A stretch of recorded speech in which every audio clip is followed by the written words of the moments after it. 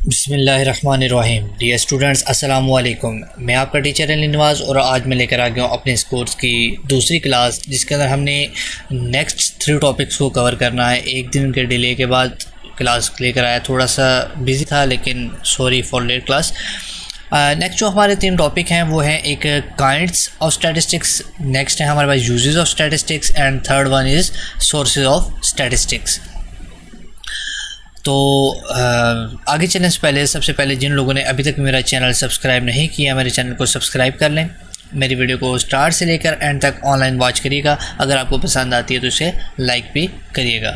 और अगर कोई कन्फ्यूजन है, किसी को इस जगह पे कोई क्वेश्चन आपको लगता है कि यहाँ पे क्वेश्चन अराइज होता है, तो आप कमेंट सेक्शन में जाके मुझसे पूछ सकते हैं।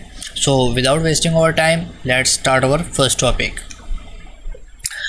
पहला टॉपिक है हमारे पास काइंड ऑफ स्टैटिस्टिक्स। हाँ जी, there are two kinds of statistics. हमारे पास 2 काइंड्स हैं, एक है descriptive and second one is inferential.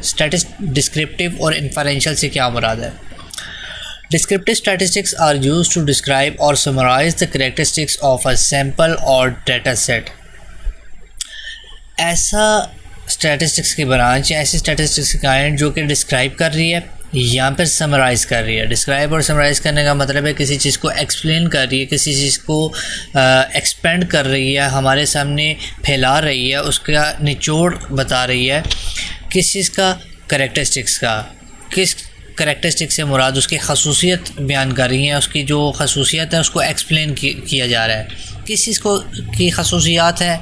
Sample की या फिर किसी डाटा सेट की। जो हमारे पास पूरा डाटा होगा उसका एक सेट बना दिया जाए, तो या उस पॉपुलेशन का एक सैंपल बना दिया जाए, तो उसका हम अगर कैलकुलेशन या प्रोसेसिंग या एनालिसिस करें तो वो हमारे पास बनता है डिस्क्रिप्टिव स्टैटिस्टिक।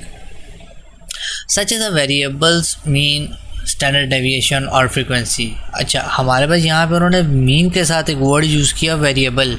सिर्फ मीन होता तो इसका मतलब वो ओवरऑल डाटा का मीन है।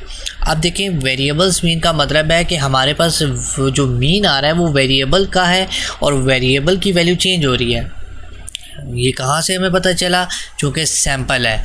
इस सैंपल की जब हम डेफिनेशन पढ़ेंगे और पॉपुलेशन की इंशाल्लाह नेक्स्ट क्लास के अंदर हम ज़्यादातर डेफिनेशंस को ही कवर करने लगे हैं, जो कि हमारे पास ICS ग्रुप के लिए और ICOM Part 2 ग्रुप के लिए बहुत ही ज़रूरतमंद होती है, और सरगोदा यूनिवर्सिटी वालों को जो BCom Part 1 है उनके लिए बहुत ज़रूरी होती है। अब देखिए, वेरिएबल से मुराद ऐसी वैल्यू जो चेंज हो रही है with respect to time, with respect to place, with respect to their surrounding, वो चेंज हो रही है। तो ऐसी वैल्यू का मीन फाइंड करें या स्टैंडर्ड डेविएशन या फिर उसकी फ्रीक्वेंसी बनाएं जिसकी वैल्यू हमेशा चेंज हो रही है, तो वो हमारे पास है डिस्क्रिप्टिव स्टैटिस्टिक। नेक्स्ट आ जाता है inferential statistics. Inferential statistics takes data from a sample and makes inference about the large population from which the sample was drawn. क्या कर रहा है कि सैंपल लेता है, उसका एस्टिमेट लगाता है। ठीक है, एस्टिमेट लगाने का मतलब सैंपल एक यूज़ किया किसी भी पॉपुलेशन का, उसका हमने एक मिसाल के तौर पे ये एक शेप बनी हुई है। ठीक है, इस शेप में उसने क्या किया, ये पूरी शेप है, पॉपुलेशन है। ठीक है, होल डाटा है। जैसे यहाँ पे उन्होंने लिखा ना लार्ज पॉपुलेशन, ये पूरा पॉपुलेशन है। इसमें ये रेड उन्होंने पीस कट कर दिया। ठीक है, ये एक सैंपल बना दिया इस पूरे पीस का, और उसके ऊपर उन्होंने क्या किया, इन्फरेंस यानी उसका अंदाज़ा लगाया, उसके ऊपर एस्टिमेशन की कि ये जो हमारे पास हमने सैंपल बनाया है इसका क्या रिज़ल्ट बनता है, और जो रिज़ल्ट बन रहा है उसकी एस्टिमेशन लगाने के बाद जो रिज़ल्ट बन रहा है उसका हम अंदाज़ा लगा रहे हैं कि जी जो रिज़ल्ट आया इस हिसाब से हमारे पास पूरा डाटा क्या बनेगा। ये आगे जाके हम पढ़ेंगे इन सैम्पलिंग वाले चैप्टर के अंदर, जब हम सैम्पलिंग वाला चैप्टर स्टार्ट करेंगे। आई होप यहाँ तक आपको डिस्क्रिप्टिव और स्टैटिस्टिक्स की डेफिनेशन समझ आ गई होगी। आगे चलते हैं इसकी एग्जांपल्स की तरफ। करेंगे descriptive statistics, consider the following data. अब देखिए, हमारे पास डाटा है, कितना डाटा है? 1 2 3 4 5 6 7 8 9 10 12 वैल्यूज़ की मैंने अभी ऊपर हमने डेफिनेशन में बात की कि डाटा सेट या सैंपल एक छोटा सा सेट होगा। वही बात है, हमारे पास small data points set given है।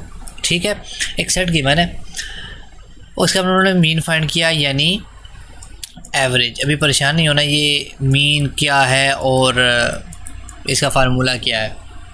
बस इतना याद कर लें, जैसे हम छोटी क्लासेस में पढ़ते आए कि जी किसी चीज़ की एवरेज निकालनी है तो कैसे निकालेंगे, सब वैल्यूज़ को प्लस कर देंगे और टोटल पे डिवाइड कर देंगे। जैसे कि हम परसेंटेज निकालने से पहले अगर परसेंटेज में से 100 को ख़त्म कर दो तो एवरेज यहाँ पर मीन बन जाता है। या एक और मिसाल दूँ तो जब आप रिपोर्ट कार्ड के ऊपर देखते हो तो आपकी एवरेज निकली होती है आपके obtained marks divided by total number of marks. ठीक है, जितने मार्क्स के टोटल होते हैं, जैसे मैट्रिक की लेट से 10th क्लास का रिजल्ट देखा जाए तो 1100 उसका टोटल मार्क्स होता है। एक बच्चे के लेट से आए 850 मार्क्स, तो 850 को 1100 पर डिवाइड करें तो उसकी एवरेज निकल आती है। अब देखिए यहाँ पे मीन का फार्मूला अप्लाई किया, सब वैल्यूज़ को प्लस कर दिया, टोटल 10 वैल्यूज़ से 10 पे डिवाइड कर दिया तो हमारे पास एवरेज आ गई। और ये एवरेज भी ऐसी वैल्यू है जो कि हमारे पास इस डाटा के अंदर लाई करी होगी। देखिए सबसे छोटा जो नंबर है वो हमारे पास है 11 और सबसे बड़ा जो नंबर है वो है हमारे पास 23, यानी 11 से लेकर 23 के दरमियान में हमारे पास वैल्यू यानी 17 लाई कर रही है, इसमें कोई शक नहीं है। तो डिस्क्रिप्टिव से मुराद ऐसा डाटा जो कि हमने किसी भी लार्ज पॉपुलेशन में से एक सेट ऑफ डाटा को उठा लिया और उसकी कैलकुलेशन की in the form of discrete data. Inferential अभी मैंने आपको बताया, ये तो वैसे नाम से ज़ाहिर हो रहा है, इन्फरेंशियल मीन इन्फरेंस एस्टिमेट लगाना है। Suppose we are interested in the exam marks of all students, हम एग्ज़ाम में आपने जितने भी स्टूडेंट्स हैं उनका मार्क्स चेक करना चाह रहे हैं, but it is not a feasible to measure the exam marks of all the students. लेकिन ये फिजिबल यानी ये वेरिएबल नहीं है कि हम इनको मेजर कर सकें, तो हम क्या करते हैं, so now we will measure the marks of a smaller sample of students. हम थोड़े से बच्चों का एक सैम्पल बना लेते हैं, उनको कैलकुलेट करते हैं और which is equal to the population, जो कि पॉपुलेशन के इक्वल है।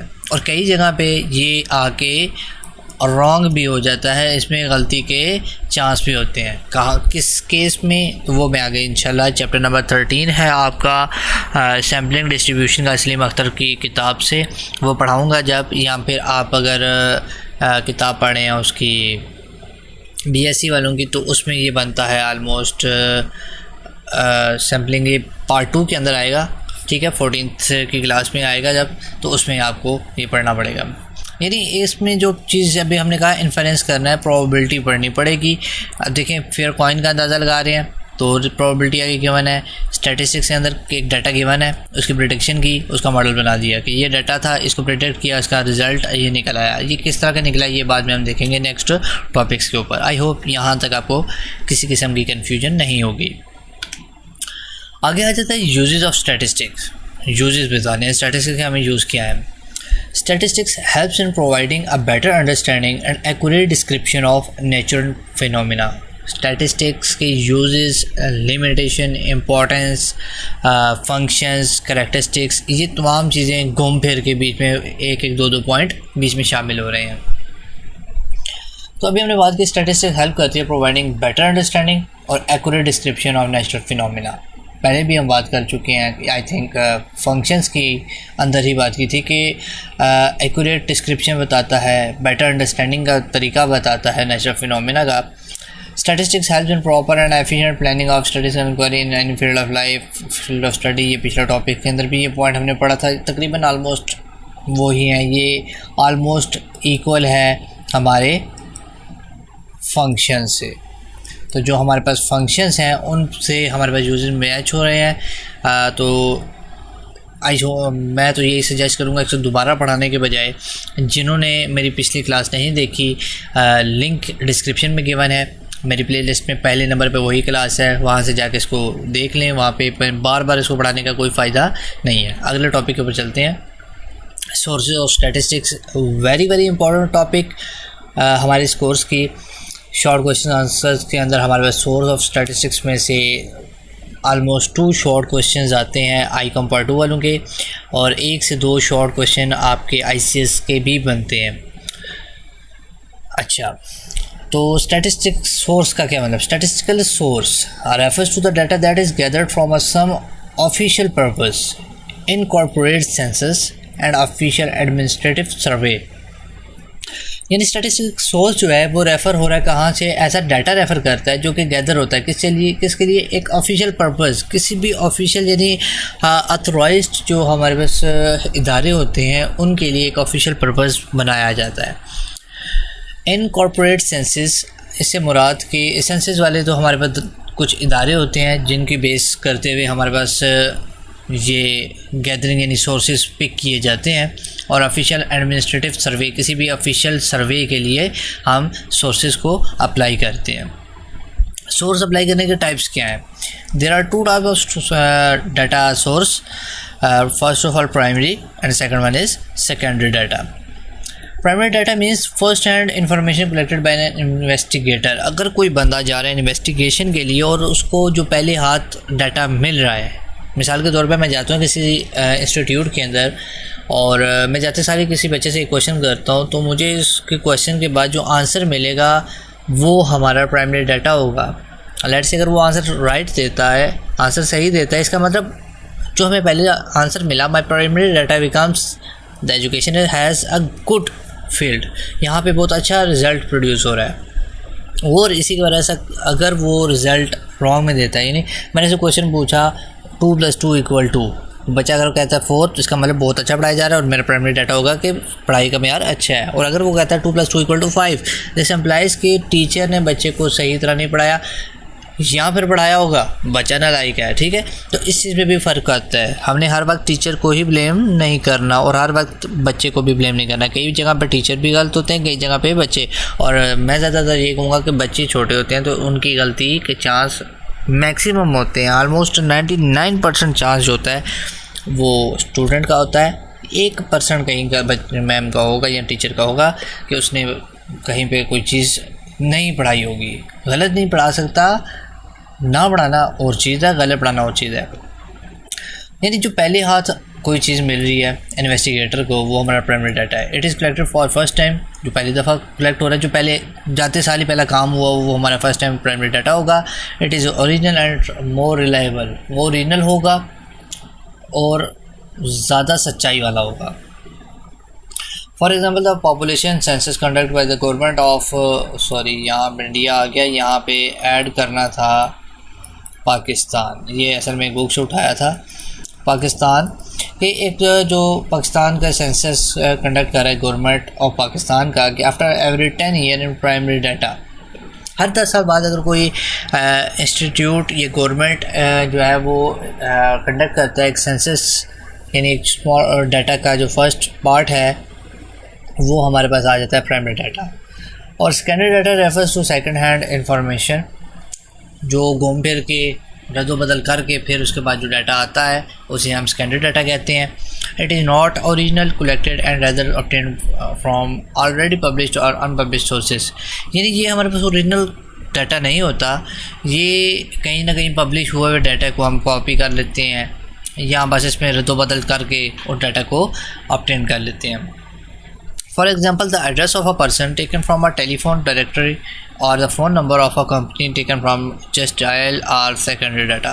यानी हमारे पास टेलीफोन डायरेक्टरी से अगर हम किसी बंदे का एड्रेस लेते हैं या फिर हम किसी बंदे का फ़ोन नंबर ले रहे हैं, कहाँ से, जो कि किसी कंपनी, जैसे हमारे पास पाकिस्तान में इस वक्त चल रही है जैज़, तो जैज़ की कंपनी से हम डायल हुए हुए नंबरों में से उठा लेते हैं कि ये उस बंदे का फ़ोन नंबर है। पर ये एक सेकेंडरी डाटा जो बस एक ये 2 सोर्सेज घुमा फिरा के किसी एक सोर्स से उठा के डाटा ले रहे हैं। ठीक है, आई होप यहाँ तक प्राइमरी और सेकेंडरी में आपको किसी किस्म की कन्फ्यूजन नहीं होगी। अगर मेरी वीडियो पसंद आई है तो इसे लाइक कर दें, कमेंट करके क्वेश्चन ज़रूर पूछें और अपने दोस्तों तक भी इसे शेयर करें। Thank you for watching my this video. अल्लाह हाफिज़।